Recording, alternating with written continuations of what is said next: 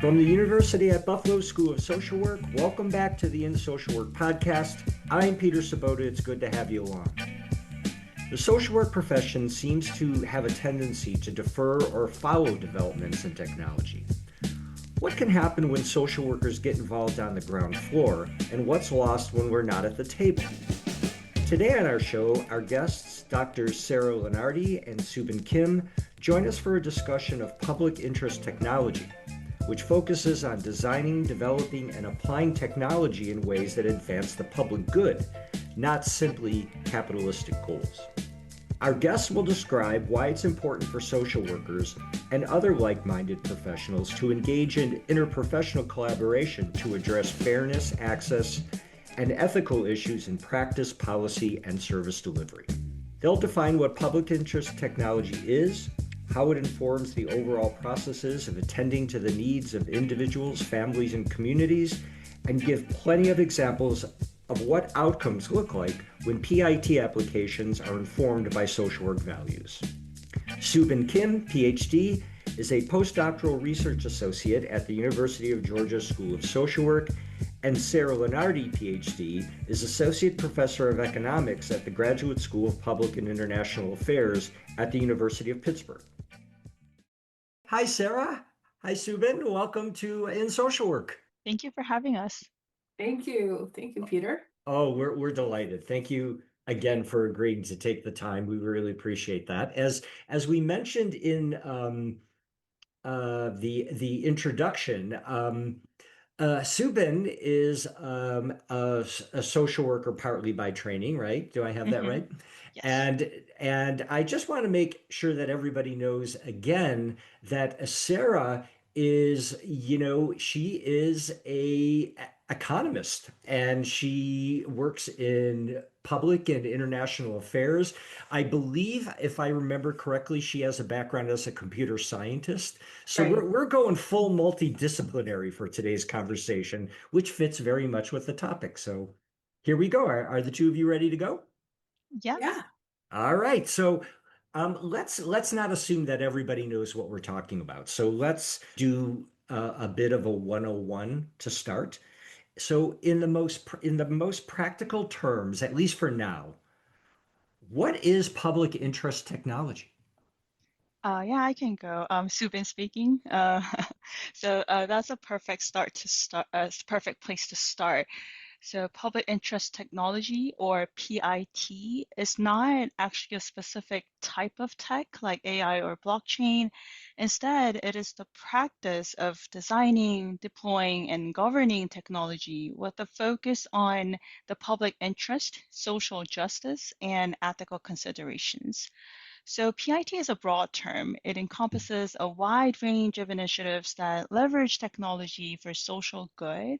And crucially, it does this through interdisciplinary collaboration. So, Aha. to give you some practical examples, one side of PIT involves using data science techniques to analyze large data sets to identify inequality in public service delivery. Hmm. PIT also includes user experience design to enhance the accessibility of government websites. Additionally, PIT includes the digital platforms, databases, and algorithms that assist public sector decision making. Finally, PIT involves the development of tech policies and regulation that address the social impact of technology and incorporate ethical considerations, specifically by addressing data privacy risks and the risk of excluding marginalized communities from technology-driven decision-making processes. Yeah, all right, thanks. And so, before the next thing I want to ask you is, why social work? I'll ask you that in a second, but just listening to you is I'm thinking about how technology has kind of developed over the years, and as it's come out, it seems the pattern is it's marketed and it's supposed to help society, like to serve the public and the social good. It really sounds very romantic, actually, and altruistic and kind. So we don't need It's already done in the public public. Okay, I think I need to let me give you two related terms, right? So there's responsible technology, and then there is public interest technology. So Got when you it. think about like responsible technology, this is like you assume the technology is already out there. It's like technology first. This is when you think about, Google doing responsible AI or like federal agency, right? Like trying to govern responsible AI standards, like the National Institutes for Standards and Technology. So Mhm. there it's like, we're gonna do the tech, or the tech is already out there, right? Like, how do we do it so it doesn't harm people too badly? Or how do we do it so that there's still public interest in it?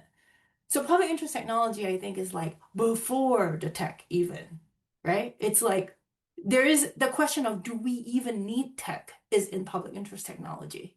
Will tech actually harm? So Mm. the answer isn't always like, oh yeah, we're gonna use tech, we're gonna use AI, right? So in that case, like when you think of responsible tech, you have more of the engineers, like the computer scientists, the data scientists, the lawyers, ethicists, and when you think about public interest technology, it's actually modeled after like public interest law. And so it's like activists, social workers, like also engineers, social and computer Hmm. scientists, but like policymaker, artists, storytellers, journalists, right? And and the focus is on, are we including people? Are we really hearing the people who we say this is for? Yeah, yeah. And I think sometimes social workers, I'm a social worker, by the way, we assume that, our values, that we're the only discipline or profession that has these kind of like values that are somewhat, sensitive to vulnerable populations and people who are marginalized. And I think any thinking person knows that that's not true. But that said, why does social work need to be a player here, specifically, in your opinion? Yeah, so again, Soobin speaking. To put it simply, social work and PIT are mutually beneficial. The term public interest technology might be new to many, but the concept is not entirely foreign to the social work profession. There's a long history of integrating technology into our field to promote social good. Like dating back to the late 1970s when Dr. Walter Lamandola pioneered computer systems for human service organizations. And more recently, in 2015, harnessing technology for social good was officially designated as one of the grand challenges for social work. Hmm. The social work profession has a track record of utilizing various tools from diverse information and communications technologies, or ICTs, to emerging initiatives involving virtual reality and artificial intelligence. However, as technology becomes a more complex and essential part of daily life, it is vital to actively integrate these advanced technologies into social work practice, education, and research to enhance social justice. And moving one step further, through collaboration with PIT, the social work profession can move beyond being a consumer of technology and instead become an active contributor to technology development. We provide deep expertise in social justice and human rights, which aligns perfectly with the PIT framework for responsible technical development. For example, social workers with PIT literacy can contribute to the design of technology that specifically benefits marginalized populations. They can also serve as monitors, ensuring that technology does not violate human rights. So by working together, social work and PIT fields ensure that advanced technology is not just powerful or profitable, but also equitable and ethically sound. So this is Sarah speaking. So like I'm gonna give a concrete example to what Subin is talking about, right? So think about SNAP benefits, right? So there are websites out there that are supposed to help people apply, right? So and they're, this is like applying for benefits is a thing that people like Code for America or like other groups of volunteer technologists who wants to help. They're like, obviously people need help applying. let me make a website, let me make an app, right? Hmm. So a computer scientist or data scientist might know how many pages the SNP benefits are, right? They might know like what sort of information is required, like the income, the assets, and all that stuff. But Mm-hmm. something they don't know that I think like social workers know is, for example, like how does family dynamics affect who gets determined as a head of household? Like they wouldn't know that, right? Yeah, they They wouldn't probably ask that question wouldn't in ask most that cases. question. Yeah.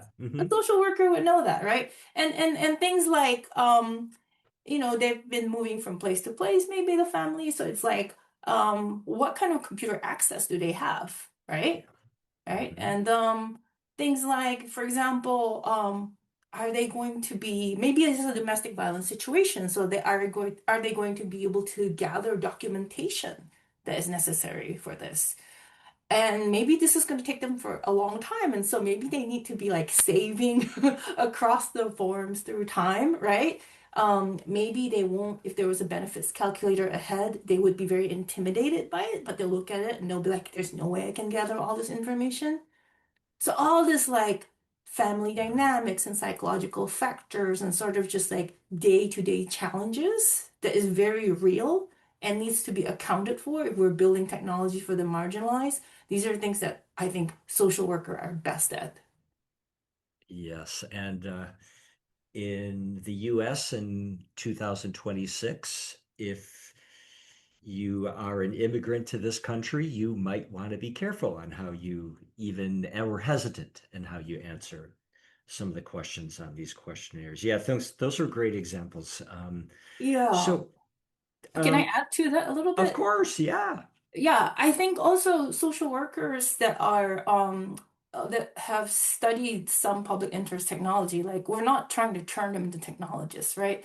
But then they can start thinking about this issue. Like social workers are often giving referrals to people about how to access services. And they would hear things like, I don't want to access this service because then I'll be in the system, right? So there's always fear from marginalized Mm, population that when they give up their data, they don't quite know who they're giving this up to and how it might be used against them. And so a mm, social worker, I feel, need to know the answers to this question, right? Like, where is your data going? Is it a federal level data set? Is it a state level? Is it just going to be at the nonprofit level? Like, what are you giving up in terms of access to benefits by not giving up data, right? The privacy access trade-off, I feel, is something that a social worker is very like needs to help their client handle. It's very complex for a disabled person, a senior person, like a member of the marginalized population to like think through this very complex trade-offs. And a social worker that like spends some time in public interest technology can help them through that. yeah, absolutely. So you mentioned earlier, I think it was you, Sarah, that who the big players were, the professions, the disciplines. It sounds very multidisciplinary, but it, Mhm. it made me think of a question that I hadn't thought of is how did the two of you come to find yourselves working together on this?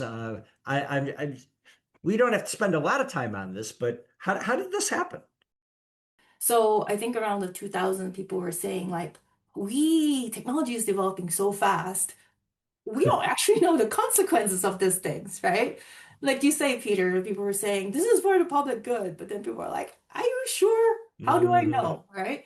And so Hmm. they say we need to create groups, like a consortium or something, where we can think about these unforeseen consequences. Hmm. And so 2015, there is like this big funding, I think like 18 million or something from like Ford Foundation and MacArthur, Knight Foundation, Open Society, and they give it to a range of organizations that are looking at this like public consequences of technology, like Code for America, like New America, Open Technology Institute. And then by 2019, they create a field called Public Interest Technology. And then there is an organization called PIT UN that is run by New America. It's Public Interest Technology University Network. So a lot of the schools in it are have like centers that are related to public interest technology. Like I think Harvard has the Berkman Klein, Cornell has they have a public interest technology program that I was a faculty fellow in. Um, and there's also organizations like All Tech is Human. There's EMO, which is Equity and Access in Algorithm Mechanism Optimization. I used to be the executive director there.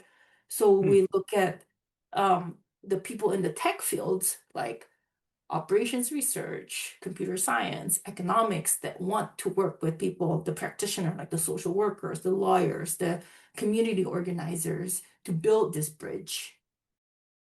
And yeah, I can address the second question.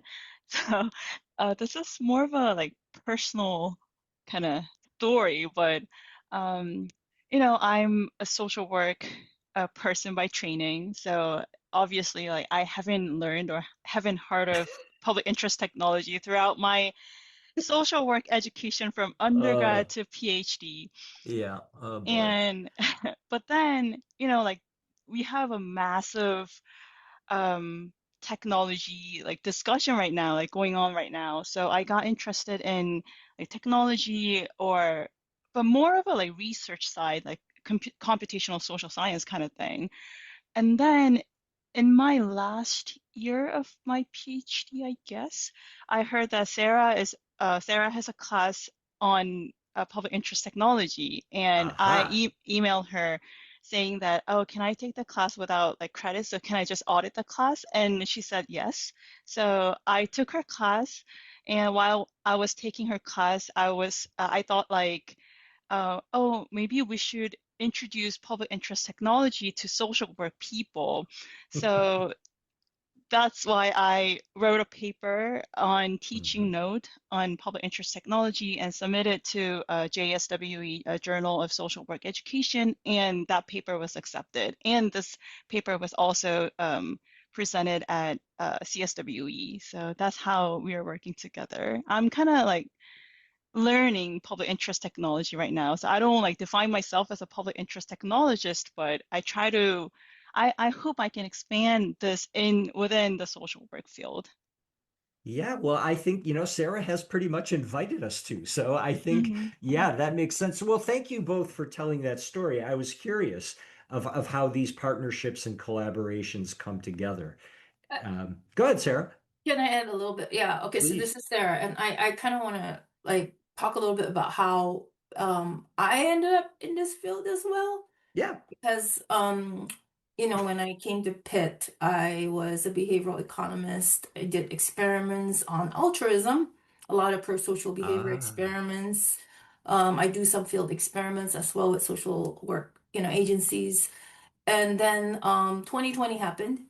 And I was like, and I saw, there's so much need, right? Like people were pretty so we opened a Zoom, just a Zoom because it was COVID, and basically invited community members and students and administrators and everyone to just show up on Zoom and meditate. We had mindful breathing because we were all very, very upset, Mm, and we mm, didn't know where to start. So we just sort of like meditated, like we breathed and then we chatted.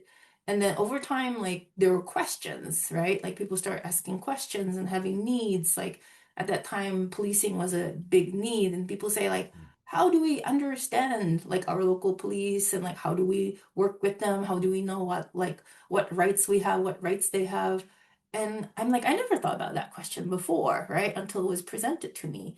And mm, then the question became sort of like a public interest technology question. Like, where are, for example, at that point, the community members wanted contracts, right? Because these contracts have those sort of like employment rules. And so they wanted the contracts. And they say, and I learned, we have 130 municipalities and maybe there's 130 contracts, right? And then they were very, very small areas and we weren't really clear about all of this. And one of our students who was actually a social worker was the one that like told us about people's experience sort of trying to navigate this very fragmented system. And they I think we had policy students and we had computer science students and we didn't have social workers. So we didn't really understand the human side of like navigating this fragmented policing system. And the social worker, Blair, was like the person that built a bridge for us and helped us see how these like community needs and this frustration that was in the community was actually something you could build technology for and what that technology should look like. So um so it started really from just responding to a need and having like a collection of social worker, computer science, and community member people sort of lead the technology development, the user interface design, the writing of like policy memos that came out of it, the decision of like which community group to include at what point, right? Do we go to their meetings? Do they come to our meetings? Do we? And so we sort of just like fell into it by responding to like a real world need. And then from then was when I realized what I was doing was had a name to it. Great stories. It reminds me every year here at UB, we do in the School of Social Work, we're part of a consortium with other disciplines. I think it's called the Interprofessional.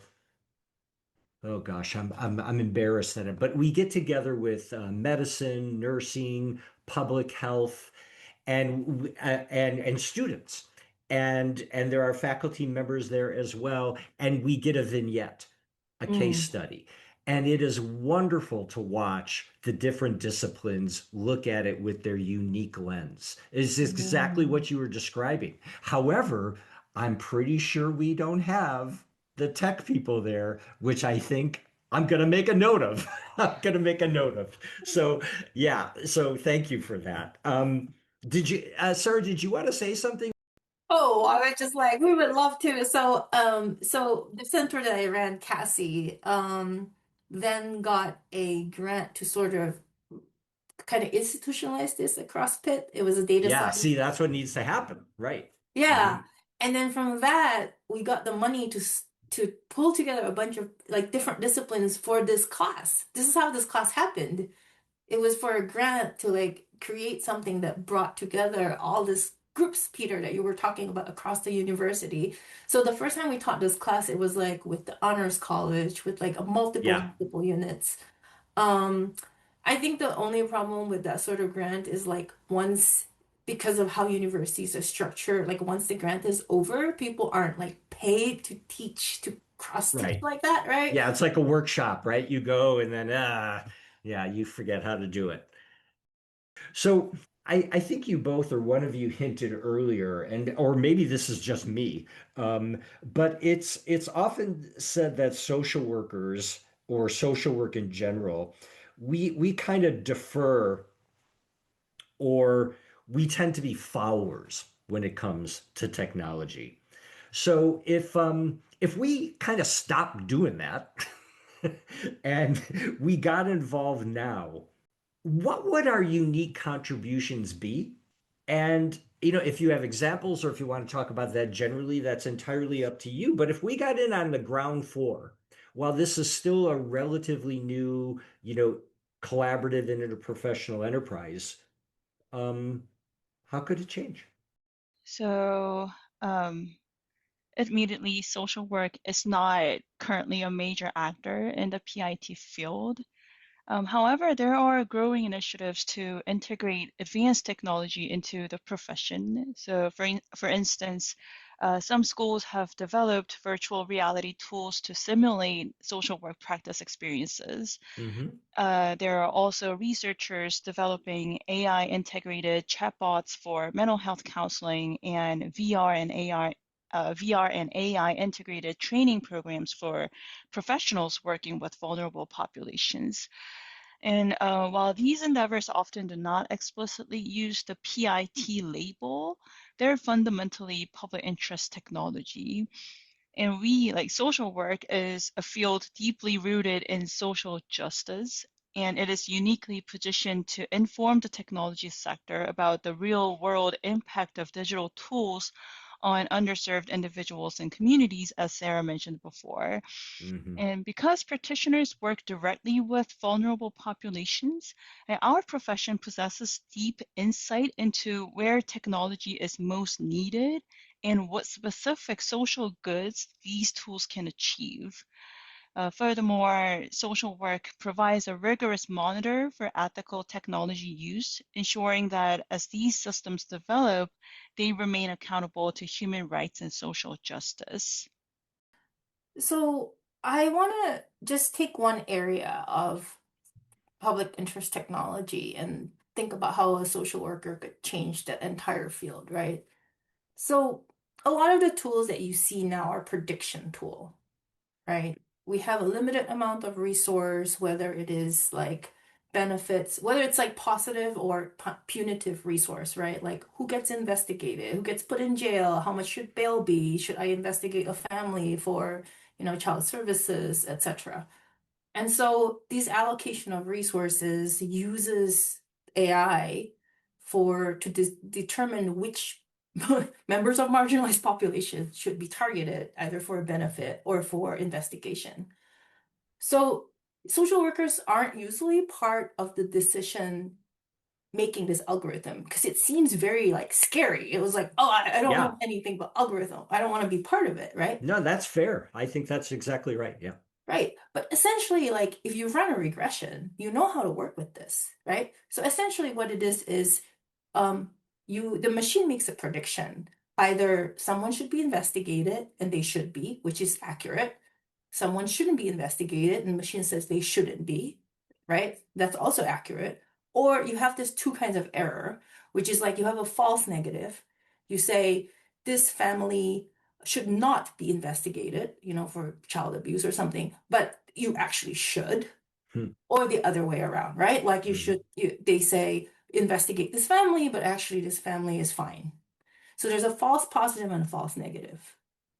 Determining this is a very, like, I feel like it's a very context specific thing that someone who isn't involved in the day-to-day lives of the people who are experiencing this thing is very easy for them to make something that is maybe optimized for efficiency rather than for, improvement of people's lives, right? So think about like fraud detection and think about like a social worker that understand what a disability does to a person, right? Or like what does how often does someone look at changing rules and understand that something that was okay a couple years ago isn't okay now?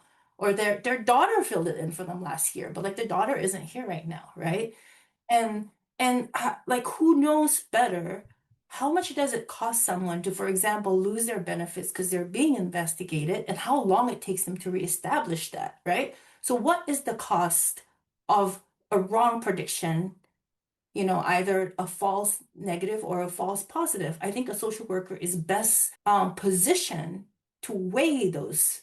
And this is actually something that like the voice of marginalized population should be part of this algorithmic determination, but they can't be part of this conversation. So I feel like it's almost like a moral imperative for the social worker to be representing them there and being like, what you think is efficiency is not, oh, it's really not efficient because it's going to take this person 6 months to reestablish their benefits. And meanwhile, they might go to an emergency room, which is going to cost you even more taxpayer money. So we should err on, something. And, and these are just stuff that I think most of us outside of social work are just not really equipped to see this very deep lived experience stuff. Yeah. I I couldn't agree more. And I would hope, and not that other disciplines can't do this, of course, but I would hope that if there's a social worker at the table, the words human rights are is going to get brought up. Equity, um, trauma, um, cultural trauma. All of those things are things that supposedly social workers are really good at. And I would hope that they would use that voice when they come to this table, as you mentioned. Yeah. But even Peter, I think even among people who are purely talking about dollars, like economists Yeah. maybe, Yikes. a Yikes. All social right. worker, they're just like, okay, trauma, but like, what does trauma mean? Right? Like a social worker is able to translate that into whatever language people need, right? Like if people worry about money, they will say, well, then recovery is going to cost more time because trauma will cost more of this, and your misprediction will cause this trauma to accumulate, right? Or it's going to cost this much more money.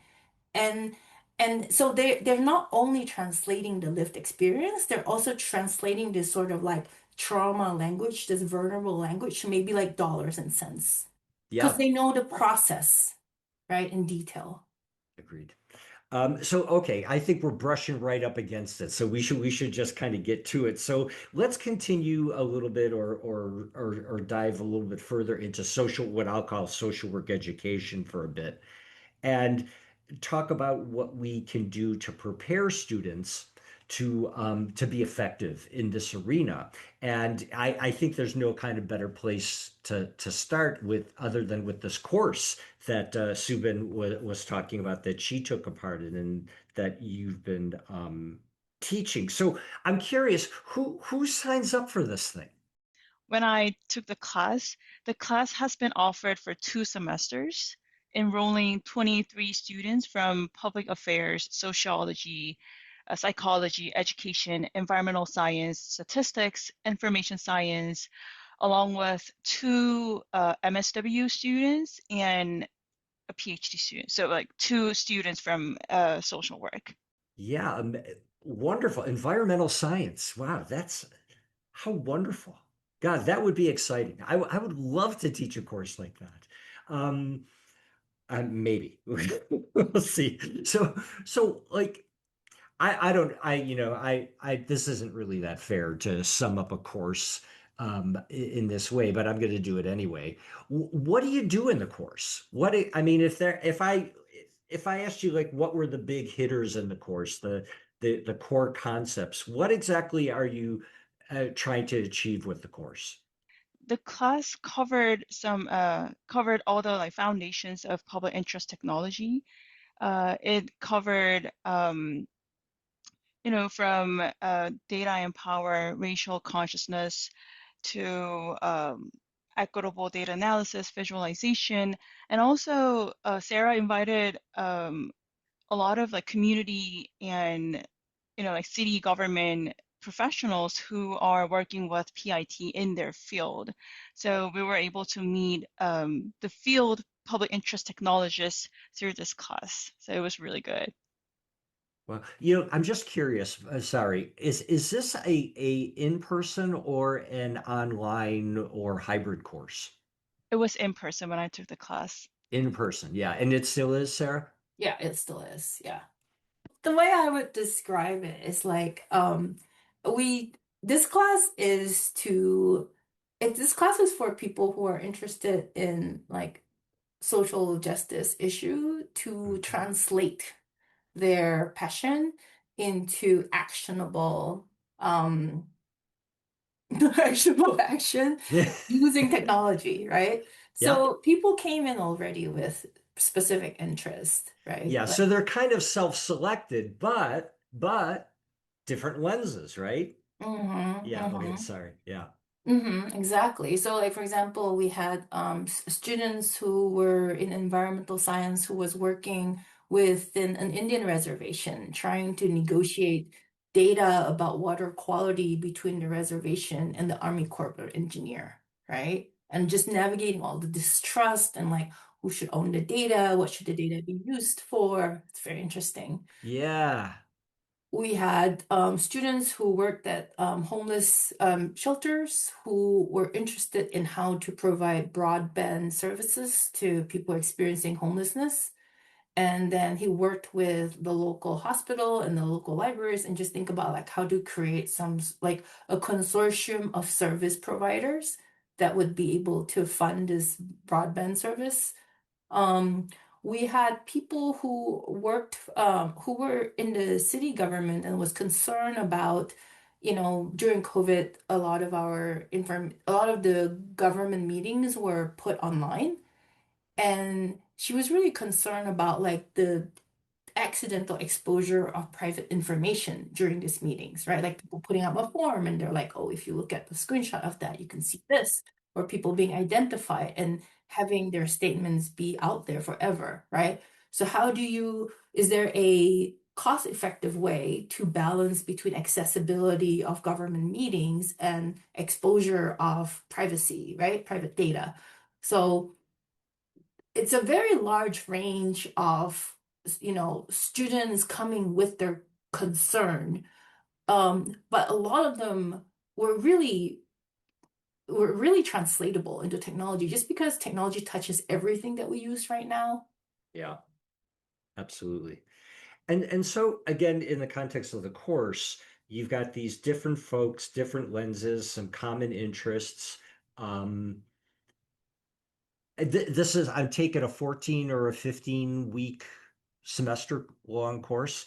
So I'm curious in either course evaluations or what happens when people just spontaneously talk. When the course is over, what do your students say about the experience? And what happened to them, if anything, as a result of their participation?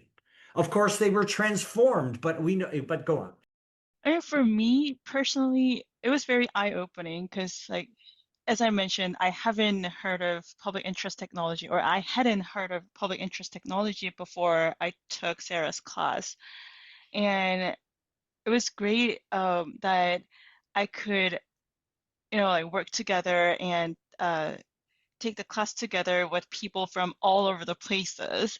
And they have very different perspectives. And also, like, people had very different levels of tech literacy, I would say. And it was very interesting to see their projects and how they apply technology into their projects. It was so eye-opening that I kind of decided to expand this PIT into social work field. So Yeah, I mean, that's all you really need to know there too. I think, as you were talking, Subin, I was thinking about, what it's like. At least, I haven't been all over the place, but I have a feeling this is fairly common. A lot of universities and places like UB and Pitt, which are kind of big, we're kind of, you got all these different perspectives on the campus, but we remain kind of siloed if we're left to our own devices. And it has to be, I know one of my favorite parts of my job right now is I serve on the faculty senate. And it's one of the times where I get to talk with everybody across the university. And it's, as you said, it's eye-opening to hear how, or to watch and to hear how people approach things. And it always makes the experience richer. I don't know. It's a shame that this silo thing is part of the world that we live in. Sounds like we have to work actively to bust out of it if we're going to Yeah. benefit from each other's company. I think the university funding model has something to do with it, right? Yeah. Like, who counts the students? Who counts the people who are sitting in this class in Oh chairs, gosh, right? yeah. Oh God. All right. Yeah, that's another podcast. We'll save That's that a for, different yeah, podcast. that's I a different agree. podcast. So But for our listeners who are kind of still trying to get their heads around, PIT and especially how it connects with social work. Um, social work has these things called the EPAS, the competencies. How does PIT fit with the EPAS competencies in social work? yeah, so PIT is a natural fit for the competencies focused on social justice and engagement with individuals, families, communities, and policy. So we can go over them one by one and provide some examples from Sarah's class to show how this works in practice. So Yeah. first, PIT is directly linked to competency two, advance human rights and social, racial, economic, and environmental justice. And Mhm. competency three, engage anti-racism, diversity, equity, and inclusion in practice. So PIT addresses the intersection of data and power. It looks at things like racial equity consciousness and the omission of vulnerable communities from mainstream data sets. It also focuses on making data analysis and visualization more equitable and inclusive. So maybe Sarah, could you please give us some examples? In one of our class sessions, we had a self-assessment survey for the students to understand like their own positionality and how it affects their ability to say run a civic data help desk, right? Like who am I? What position do I have? Like not just my technical ability, but sort of like how do I think about perspectives? Um, and how aware am I of this, and what kind of skills should I have if I was to be an interface between the vulnerable community and like a data science sort of center? So we're approaching the end of our time together. It went very fast. So here's kind of a strange, broad question that I'm hoping you'll kind of go right after. Is it fair to say we live in interesting times? I'm gonna that's the most diplomatic way that I can say it. So why does all of this matter, especially now? So what happens when social workers and other disciplines get involved on the ground level? And and also, if you're willing to consider the other side of it. If social work holds back, defers, as we sometimes are want to do, what is the landscape going to look like what's going to be the cost of that? What's the landscape going to look like without our involvement? So actually kind of two questions. Um, what happens when social work gets involved, and what is going to be the downside if we just lay back? It matters now because technology is developing at a pace that often outstrips our ethical frameworks. Mhm. With tech companies releasing massive new products and AI becoming an inevitable part of daily life, the involvement of social work in PIT is essential for two major reasons, I guess. First, social work fills the gap left by profit-driven technological development.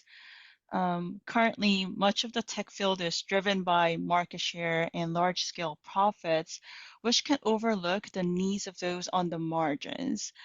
And when we are involved on the ground floor, it ensures a critical examination of whether the benefits of technology are shared equitably. Without this perspective, there's a significant risk of excluding or further disadvantageous treatment of groups like older adults, racial minorities, and low-income populations. Second, by taking the lead in developing and governing technology, social work can drive innovation from within.